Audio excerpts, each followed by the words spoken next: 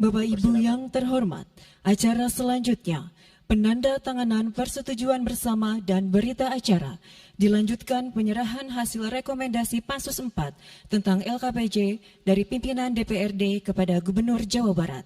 Yang terhormat, Gubernur Jawa Barat beserta pimpinan DPRD, kami silakan menuju tempat yang telah ditentukan.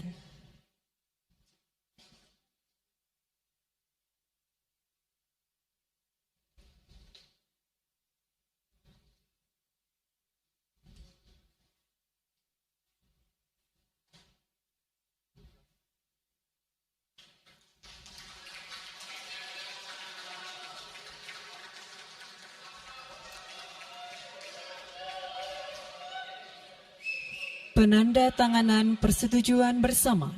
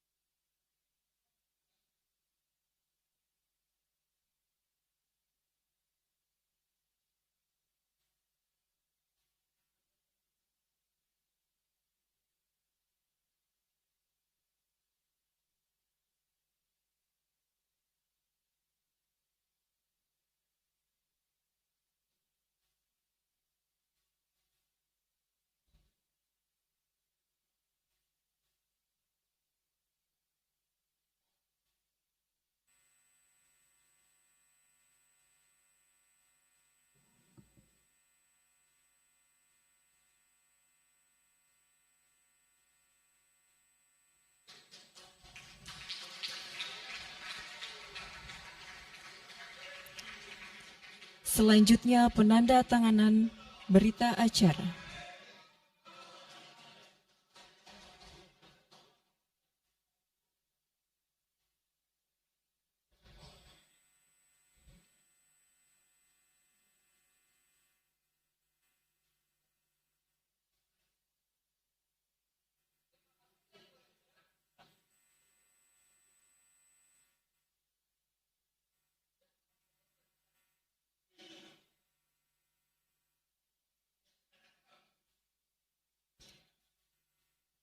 Selanjutnya penyerahan hasil rekomendasi LKPJ dari Ketua DPRD kepada Gubernur Jawa Barat disaksikan oleh para wakil Ketua DPRD.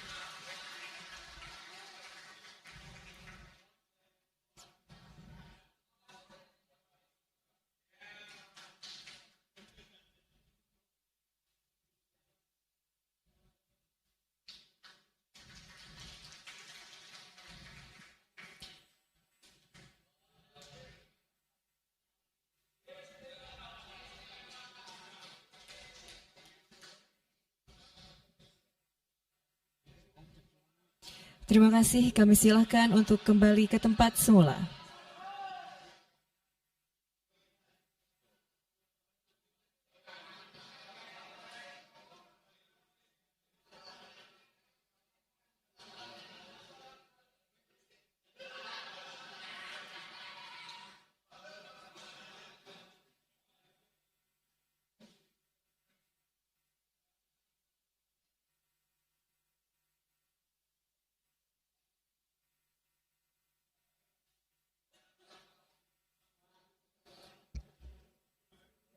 Acara selanjutnya adalah pendapat akhir Gubernur Jawa Barat terhadap Ranperda tentang investasi dan kemudahan berusaha, kemudian dilanjutkan dengan penyampaian sambutan Gubernur.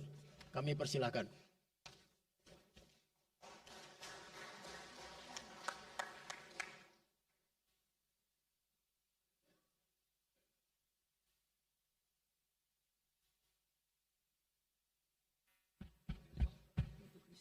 Assalamualaikum warahmatullahi wabarakatuh. Sampurasun.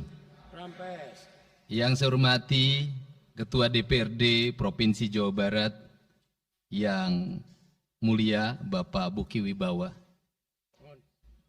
para wakil ketua Bapak Iwan Suryawan, ini tokoh politisi yang begitu kalem saat ada interupsi. Bapak MK Iswara, ini politisi yang tampan selamanya tapi tidak pernah nakal. Dan tokoh spektakuler kita yang sangat populer di antara politisi DPRD Provinsi Jawa Barat, Bapak Ono Surono. Saya sudah tahu Pak Ono kontrak-kontrak medianya sudah banyak nanti ke depan. Kemudian juga Bapak ini sebentar lagi akan berangkat haji, Bapak Kiai Haji Acep Jamaluddin. Terima kasih. Seluruh anggota DPRD Provinsi Jawa Barat, para ketua praksi, para ketua komisi, dan saya mengucapkan terima kasih atas berbagai otokritik yang dilakukan, baik secara langsung maupun lewat media, baik media massa maupun media elektronik. Dan itu menunjukkan bahwa di Provinsi Jawa Barat ada terjadi dinamika politik yang luar biasa. Semua orang memiliki concern pada hal yang menjadi tujuan kita, mewujudkan Jawa Barat istimewa dengan berbagai cara. Tugas DPR adalah bicara, itulah tugas DPR. Jadi kalau tidak bicara, mungkin DPRD dianggap tidak ada. Saya ucapkan terima kasih atas otokritiknya. Sekretaris Daerah Provinsi Jawa Barat, kemudian yang mewakili Pangdam 3 Siliwangi, yang mewakili Kapolda Jabar, yang mewakili Kejaksaan Tinggi Jawa Barat, dan khusus untuk Kejaksaan Tinggi Jawa Barat, saya sampaikan ucapan terima kasih, rasa hormat yang tinggi kepada Kejaksaan Agung Republik Indonesia atas tindakannya melakukan penahanan dan mentersangkakan Direktur Utama PT Sritek dan salah satu mantan pejabat BJB yang sudah resign atas kasus dugaan penyimpangan kredit, yaitu menyampaikan kredit ke Bank Jabar, mudah-mudahan tidak salah, kalau salah dikoreksi, sekitar 600 miliar rupiah tanpa agunan yang memadai. Dan ini langkah taktis, dan pemerintah Provinsi Jawa Barat melalui RUPS-nya sudah melakukan koreksi dan perubahan secara total sehingga peristiwa ini tidak akan mempengaruhi kinerja BJB. Saya ucapkan terima kasih. Dan semoga peristiwa ini tidak terjadi lagi di masa yang akan datang. Kemudian yang hormati para staf ahli, para asisten, para kepala perangkat daerah Provinsi Jawa Barat. Yang pertama, forum ini adalah forum kebahagiaan. Ada yang berbahagia hari ini, yaitu seluruh warga Jawa Barat, di mana kita bisa menyelesaikan dua agenda, yaitu agenda pengesahan Raperda tentang investasi dan agenda tentang pengesahan hasil dari LKPJ. Seluruh rakyat Jawa Barat bergembira karena rencana kita dalam melaksanakan pembangunan akan berjalan dengan cepat. Tetapi barangkali para media sangat kecewa karena hari ini tidak kejutan-kejutan lagi sehingga viewernya mungkin agak menurun hari ini. Tetapi kita harus berkorban demi kepentingan rakyat Jawa Barat. Kita kesampingkan viewer, kita kesampingkan komen, kita utamakan kepentingan rakyat Jawa Barat. Sebenarnya konsep pidatonya sudah ada, tetapi saya mencoba menyatukannya. Yang pertama adalah bahwa kita bicara tadi tentang berbagai rekomendasi. Dan rekomendasi itu juga termasuk di dalamnya disahkannya Raperda tentang investasi yang sebentar lagi menjadi perda. Apa sih yang menjadi rekomendasi? Rekomendasi pertama adalah angka kemiskinan yang masih tinggi di Jawa Barat. Tetapi saya usul pada Pak Ketua, ke depan kalau LKPJ sebaiknya para bupati wali kota diundang di seluruh Jawa Barat. Karena Jawa Barat itu pertanggungjawabannya bukan di OPD Jawa Barat. Tetapi seluruh kinerja pembangunan itu ada di Pemkab dan Pemkot serta ada di pemerintah desa. Jawa Barat tidak memiliki rakyat yang terkelola secara langsung karena seluruh pengelolaannya ada di pemerintah kabupaten kota dan pemerintahan desa. Dan saya mohon nanti dipaparkan kemiskinan yang paling tinggi dalam perspektif BPS, dalam perspektif LKPJ dan analisisnya itu di kabupaten mana, bila perlu sampai di desa mana. Kemudian angka investasi tertinggi di kabupaten mana, angka investasi terendah di kabupaten mana, infrastruktur yang berproblem di kabupaten di mana, sehingga semuanya terpetakan dengan baik, sehingga nanti kita bisa mengorkestrasi antara pembangunan Provinsi Jawa Barat, pembangunan kabupaten kota, dan pembangunan desa secara bersama-sama dan berkeadilan. Kemudian yang kedua, bahwa investasi ini menjadi aspek yang utama dalam kinerja pembangunan Provinsi Jawa Barat hari ini. Kenapa? Karena satu, angka kemiskinan kita masih tinggi.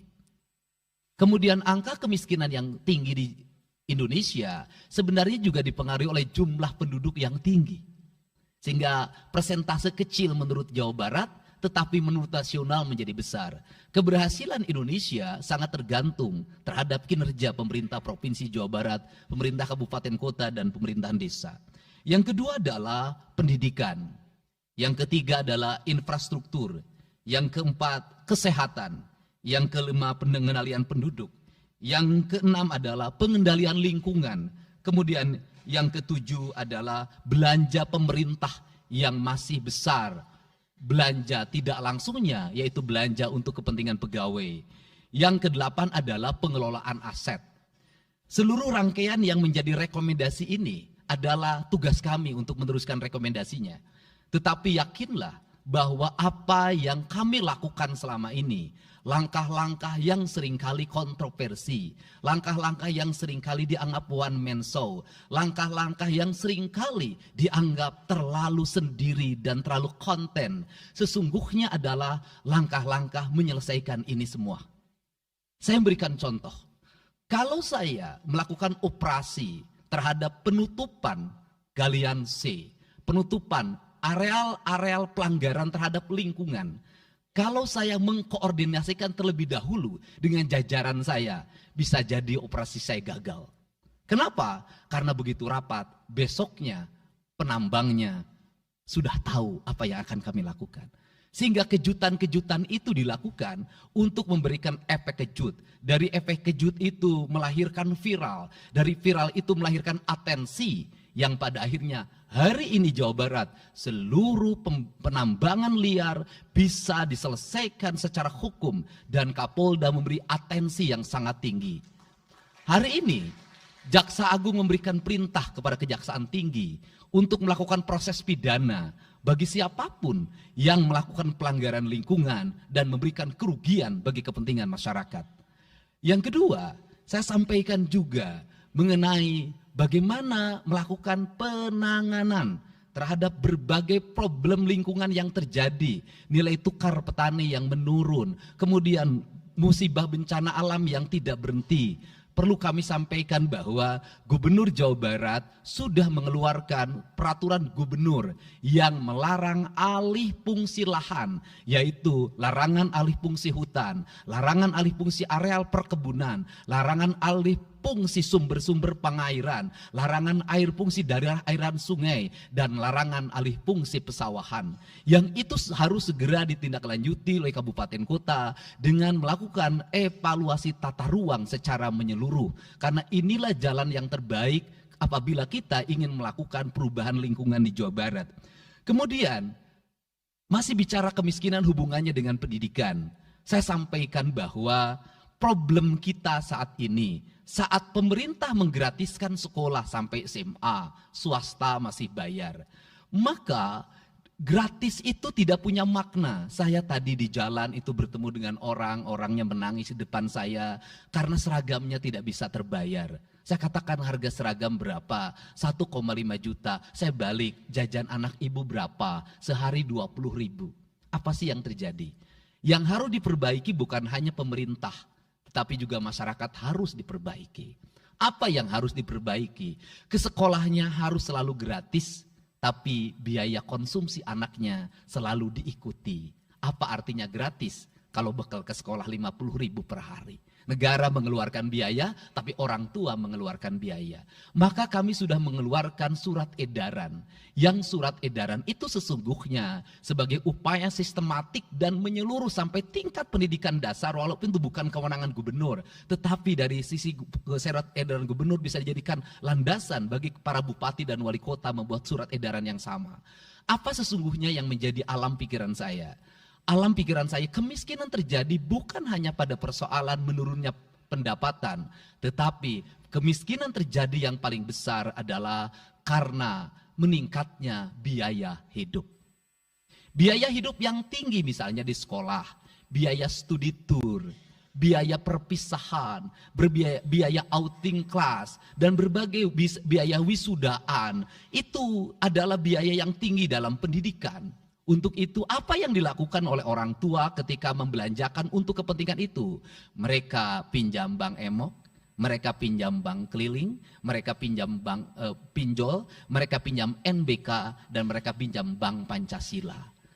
Menghentikan ini sesungguhnya, saya lagi menghentikan mereka tradisi meminjam uang dalam keadaan terdesak pada para rentenir. Dan ini strategi untuk menurunkan kemiskinan. Kemudian yang berikutnya adalah perhatian ketika rakyat sakit. Maka pemerintah harus cepat hadir menangani. Kenapa? Karena orang bisa jatuh miskin ke dalam jurang yang lebih dalam. Manakala dia sakit tidak ada yang mengobati, BPJS-nya tidak mampu mengcover, biaya untuk ngontrak selama dirawat di Hasan Sadikin tidak punya, biaya untuk makan untuk keseharian tidak ada, sedangkan tulang punggungnya berhenti karena sakit. Ini juga menyebabkan kemiskinan. Kemudian yang berikutnya, kemiskinan terjadi karena rusaknya sumber daya alam, air yang hilang, sumber penghidupan yang hilang, sumber energi yang hilang, sumber protein yang hilang, sumber kalori yang hilang di lingkungan berupa kerusakan lingkungan, itu akan melahirkan kemiskinan. Maka alam yang tertata sesungguhnya adalah bagian dari upaya untuk menjaga kemiskinan. Kemudian yang berikutnya adalah belanja infrastruktur yang harus meningkat, dan itu di belanja sekarang kita sudah melihat. Itu adalah bagian dari menyelesaikan problem kemiskinan. Konektivitas infrastruktur sangat penting dalam menumbuhkan ekonomi, tetapi di balik itu kebudayaan rakyat tidak boleh berubah. Kenapa? Infrastruktur baik bisa jadi tanahnya dijual karena mahal, pada akhirnya menjadi miskin kembali. Infrastruktur harus seiring dan sejalan dengan kerangka berpikir publik yang mengerti akan hak atas tanah. Kemudian yang berikutnya adalah pengendalian penduduk. Booming penduduk di Jawa Barat relatif besar. Untuk itu harus dibuat berbagai upaya untuk menyelesaikan problem kependudukan. Saya berkali-kali bercerita bagaimana di Majalengka saya bertemu dengan sebuah keluarga yang tinggal di kontrakan, yang ayah dan ibunya tidur ketika jam 11 siang dan anak-anaknya berjualan di alun-alun. Jumlah anaknya 11, dan ketika saya berkunjung ke tempat kontrakannya sudah hamil lagi yang ke-12. Ini problem. Dan itu saya kemudian di Cirebon, saya berkunjung pada sebuah rumah yang listriknya baru dinyalakan lewat program Provinsi Jawa Barat. Rumahnya itu ternyata anaknya sudah 4. Padahal dia baru saja menyelesaikan rumah dari pinjaman senilai 25 juta. Dan itu pun belum selesai dan rumahnya 1 kamar. Ketika keluar dari rumah itu saya bertemu dengan seorang bapak yang meminta kepada saya untuk ber-KB anaknya sudah 7. Dia tak mau lagi untuk anak yang ke-8. Saya katakan bahwa jumlah anak sangat identik dengan problem kemiskinan. Betul, kemiskinan tidak akan bisa diselesaikan dengan hanya mengatur kelahiran, tetapi setidaknya pengaturan kelahiran adalah bagian dari untuk menekan angka kemiskinan. Dan yang terakhir adalah dari seluruh rangkaian ini adalah belanja pemerintah harus menjadi stimulus bagi kepentingan masyarakat. Maka jumlah-jumlah proyek harus terus segera digulirkan, digelontorkan menjadi kegiatan publik sehingga banyak orang yang kuli, banyak orang yang nyapu, banyak toko-toko yang buka, semen terjual, besi terbeli, dan kemudian regulasi ekonomi berjalan. Warung-warung bisa menjadi tempat para kuli siang hari makan siang. Dan ini adalah bagian dari strategi stimulus ekonomi yang digulirkan oleh pemerintah itu memiliki sumbangsi terhadap 12% pertumbuhan. Dan yang terakhir adalah investasi. Investasi itu modalnya ada 3. Yang pertama adalah konektivitas infrastruktur, ketersediaan jaringan air bersih Kita jujur hari ini saya sampaikan ke DPRD, banyak perusahaan-perusahaan yang masih menggunakan air bawah tanah tapi tidak berizin. Bayar pajak tidak, jalan terus. Karena kalau dihentikan mereka pabriknya berhenti. Setelah itu apa? Mereka menjadi objek pemerasan beberapa pihak dalam setiap bulan karena dianggap melanggar perda. Tetapi kalau juga mereka dihentikan, maka pabrik itu berhenti. Dilema itu harus segera diselesaikan. Caranya bagaimana? Caranya adalah pemerintah provinsi melalui Bapeda hari ini harus segera merancang daerah-daerah yang menjadi kawasan industri harus dibangun fasilitas infrastruktur jaringan air bersih dalam bentuk investasi pemerintah sehingga nanti dikoreksikan dengan PAM-PAM atau PDAM di setiap kabupaten kota secara terkoneksi. Dan ini jalan bagi kita menyelamatkan lingkungan dan menorong pertumbuhan PDAM di setiap kabupaten kota. Karena apa? Karena angka pembayaran yang dilakukan oleh industri jauh lebih baik dibanding angka rumah tangga dan angka-angka layanan sosial lainnya. Itu yang pertama. Yang kedua adalah tumbuhnya iklim investasi di mana masyarakat merasa nyaman. Investor merasa nyaman ketika perizinannya cepat. Saya memberitahukan ya bahwa di Indramayu ada pabrik sepatu yang selama 2 tahun tidak mau buka hanya karena perizinan lingkungan hidupnya belum kelar. Saya ngambil langkah pasang badan, lakukan pembangunan karena itu menyerap 8.000 tenaga kerja. Kemudian di Cirebon juga seperti itu, banyak perizinan yang menggantung bertahun-tahun. Hari ini saya janjikan dalam 1 bulan ini seluruh perizinan di Jawa Barat tuntas dan selesai. Dan saya meminta kepala BPM TSP menjadi VR pemerintah Provinsi Jawa Barat untuk senantiasa tiap hari melihat data dan dokumen di setiap kabupaten kota. Mana yang terlambat, mana yang mengalami hambatan. Kemudian yang berikutnya adalah kenyamanan dalam berusaha. Kenyamanan dalam berusaha adalah keterangan para investor dan lingkungan masyarakat terhadap berbagai aksi gangguan dari orang yang mengatasnamakan diri preman. Untuk itu hari ini kita cukup bersyukur di Jawa Barat, peristiwa ini sudah hampir tidak ada. Kapolda kalau dengar ada preman hari ini turun termasuk ke Garut, dengar ada preman Kapolda turun. Ini semua stakeholder sudah bergerak dengan baik, layanan investasi sudah berjalan dengan baik. Tinggal satu lagi hambatan investasi adalah masyarakat menaikkan harga tanahnya luar biasa. Kasus BYD, kenapa mengalami hambatan sekitar 20 hektar masih belum terbebaskan? Karena rakyatnya hari ini meminta 3 juta rupiah per meter. Padahal di situ dulu 150.000, itu pun jarang yang beli. Ini problem kita. Apa peran gubernur saya sampaikan? Peran gubernur bukan hanya mendorong bagaimana investasi berjalan melalui mekanisme administratif. Saya sampai turun untuk mijitin orang yang jual agar mau jual. Dan sudah ada beberapa yang berhasil saya rayu, saya dekati dengan harga. Itu pun tidak terlalu rendah, harganya 1,1 juta. Itu sudah paling murah. Ini yang terjadi di Jawa Barat hari ini.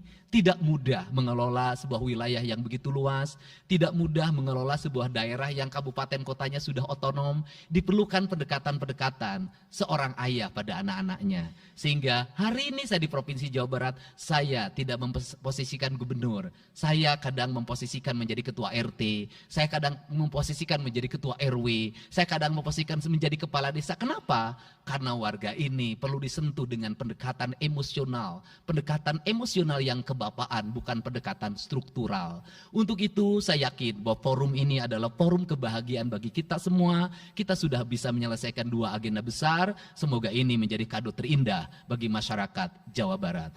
Insya Allah kami akan menjalankan pemerintahan dengan baik. Apa yang kami susun, apa yang kami rancang, dan apa yang kami kerjakan adalah semuanya kami dedikasikan untuk kepentingan masyarakat Jawa Barat. Yang terakhir kami sampaikan juga bahwa kami kemarin sudah melapas 273 anak-anak yang mengikuti pendidikan di Dodi Krindam 3 Siliwangi. Hasilnya bisa dilihat secara terbuka di berbagai tayangan.